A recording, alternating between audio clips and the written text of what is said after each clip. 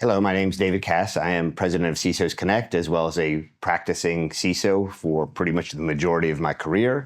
This is a CISOs Connect podcast. I am joined today by Alicia Clarke. So, Alicia, could you kind of introduce yourself, your background, and talk a little bit about your experience as a CISO? Sure. So I've been in cyber, let's say information. Back in the days, it's information assurance. So I've been around for 25 years across different industries, nonprofit, financial, retail. And I'm back in retail. I said that I wouldn't go back into retail, but here I am. So yeah, it's been, a long career, and it's always been security, right? So yeah, I'm just at this moment in time having fun. So no, I mean, it's always good. This is one of those professions that if you're going to do it, you have to enjoy it, Right. because it's always something new and always something crazy. Yeah. So, being in retail, what specific kinds of threats do you have to address as a CISO? What are you thinking about in that area that may be, different from other industries? Right. So there's a lot of external threats, right? There's a lot of brand threats as well that I've recently been dealing with as well. Just fake websites to dictate that it's us, or even a lot of fraud. And that's not necessarily cyber specific, but I have, with just my background and knowledge within cyber technology, I'm able to help the team that supports digital fraud, loss prevention, and just help them have a different perspective, right? And so there's tools and technology that we have applied on the website to help combat some of that, right? Whether it's a bot detection or looking at different scripts on the websites to make sure that they're secured and they haven't been affected in any way, right? So I imagine brand protection, as you mentioned, is an important part of retail. I mean, that's something that kind of all industries need to be considerate of, because it's so easy to kind of, bring up a spoofed website or, a spoofed kind of environment. So in addition to brand protection, kind of like, we're definitely coming into holiday season. So how do you kind of ramp up, I guess, awareness among your organization, as well as, how do you think about things differently? Are there things that you have to do direct, to help protect the consumers more? Yeah. So there are things we have done, like as far as awareness to the consumer, like on the website, right? Helping them understand that if it doesn't look like this, it's not us, right? Helping them understand that you may see some fake websites that show up, and it's a lot more prevalent, like in the social media platforms. And that is where they're being impacted, right? So we've had people come into the store like, hey, I placed this order. Where is my merchandise? Oh, wow. Right? Because it'll come back to say it's from us and it's not us. So helping them understand that a little bit more. So that's one area. And then the other area of takedowns, or, people taking the account takeovers for customer on other websites that may have the consumers are using the same passwords and emails. And so they'll try that as well. And they'll try to, make, like, do certain changes around, like gift cards. And they'll try to see if I can infiltrate that as well. So yeah, dealing with a lot of that.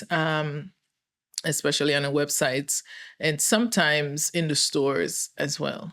Loss prevention, yes, it's a part of the domain, but it's not my domain. I do help them as much as I can. As far as any, like, there are certain rings, especially in California. Yeah. They'll show up in California a lot, Seattle, and just engage as well with the FBI, right? I have a contact there that I've just said, hey, we're dealing with this. Like, how should we help? And they're like, we're in the same boat. Like, we're trying to help customers as best as we can. But if there's an issue, we're here for you. But So being in retail, then do you find that it's almost multiple, I guess, sets of controls that you have to implement? Being you have like brick and mortar versus online presence versus all of your back office. So how do you start, as a CISO, thinking about, well, how do I put all this together as part of my program? yeah, so using the cybersecurity framework, right, to help you, whether it is internal, external, and I think where we've failed over the years is just companies, right? I think a lot of companies, just some of the basic stuff can be a little hard for them, especially if the network is complicated, right? Scanning, remediation, patching, sometimes that's hard for them. Identifying, I think the hardest is, do you know all your assets that are on the network, right? And then how do you make sure that you're protecting? And how do you make sure that there's not an asset that's on the network that you don't know of and have all those controls, right? So even if we have any, we have NAC across the network. So if there's anything that pop up, we'll know about it. And so that helps, as well as the other controls. And, getting into more of, I'll just say machine learning, right? Helping, a lot of security tools have that built in and just leveraging a lot of that, right? And reducing the noise, because it's a lot of noise. It is a lot of noise, and you have to make sure like the multiple controls are in place to help identify that, right? So, just kind of dealing with the basics, put in that same defensive depth strategy, right? Multiple controls, consolidating, maybe if you have multiple things, which we don't, but forward thinking, it's looking at a lot of, let me correlate this data, right? Is this really David, or is this somebody else acting like David, right? We know who David's pattern. And if David's pattern change, let's try to eliminate that threat and deal with it later. So, or do we just let it go? No. So it's a lot of measures that we've put in. So you see those account takeover is a popular way of doing that. Is that how you guys see it? When somebody starts, I guess they lose their credentials or. So that's more on, I would say, the external. Okay. Yeah, the external side. It's not necessarily that they'll take over accounts from us, but from some other site that they can then say, spin up some fraudulent sites or spin up ads on eBay or Etsy or whatever. And, they may make that purchase. It may come to you, but then it's using somebody else's card. Okay.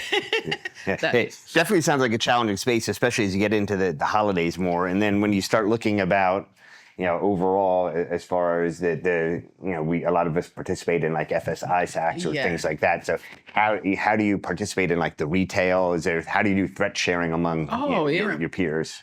Yeah, I'm well known in Atlanta. Whether it's Avanta, Cyber Risk Alliance, Sci Alliance with Tammy, that's my girl right there. But, she has a lot of networks, and we see a lot of the same people in the industry. So if I'm dealing with an issue, they're all a phone call away, or if we, just virtual meeting, like, hey, I'm going through this. This is, do you have any advice? How do you help? But the whole, I've been on this whole digital fraud one for a minute now. It's $1 billion industry that, a lot of people are being impacted by. And so what I've heard so far, folks have been saying, hey, that's a hard use case. Like, I don't know how to, integrate that. And what I've been trying to do is utilizing our SOC and our SOAR platform to help. It's a more tool agnostic, and trying to see if I can use some of those data points to come up with a pattern, right? Because everything is based on a pattern. You have a fraud tool, and that tool is build in patterns on what it might see. It might see that there is a ring for tennis balls or whatever it is, and then it'll develop a system to say, okay, I'm going to block those transactions. But there's going to be some loss, right? Those tools are based on those patterns. They're not like automatic where it say, I'm going to block this transaction. So it's a lot of that. And like I said, traditionally, it's a different, team that handles. But because I have expertise and it just have the network, right? So utilizing my network, utilizing the systems that we have to try to find a solution that help them to be better. So yeah, we've been trying different things, bot detection, different tools to try to combat it as best as possible. Now, you mentioned, you've been involved in multiple industries as a CISO. So have you found that there's certain skills you developed that have made it easier to kind of transition among different industries? And if you could talk about that a little bit. So I wouldn't say that it's easier. I would say that one thing here that I've known that has worked is building those relationships when you get in, right? You get in and be an active listener. Like listen to what the business is saying, understanding from their standpoint, right? Because they look at us as a cost center. Yep. And, my job is to help them be better. And so I need to have conversations with them. And I did that for the first 3 months, like really listening, understand, okay, where can I help? What tools, what can I do to help them? And a lot of security awareness around that, right? There's just helping to educate them and making it that personal connection. If you don't make it that personal connection, they don't get it. Yeah. Like, helping them understand that, hey, what we're doing here, you can also do that at home, right? And so that's when they realize and they appreciate it. Last October, Cybersecurity Month, like we have the hugest attendance and everybody was engaged, asking questions. And yeah, we had prizes and we had to have something to eat as well, but they were very engaging. And we've done it the last 3 years I've been there. So yeah. And there's a great point. So as you kind of come into the business and you're listening and you're learning, what other advice would you have for, I guess, some of our newer CISOs that are up and coming as far as, what other steps should they take as they come into new organizations? Learn the business, have conversations, be open, honest, be transparent, lean into them, understand it from their perspective. Because you as a practitioner the solutions, what you need to do, but they may not see it from their lens. So if you, connect with them, they see you differently. They understand, they will reach out to you sooner than later, right? Because as a security practitioner, a lot of times we're engaged to the end. It's too late. So the last year and a half, I have people, like I've stopped projects by folks reach out and they'll be like, oh, this person is trying to do X, Y, and Z. But Alicia, I need your help to help me articulate to them the security issues and how they should not do that, right? And so in some certain case, because I've built that relationship, then it becomes easier, right? So you have to over-communicate, be engaged and show them who you are and it'll all come into play, so.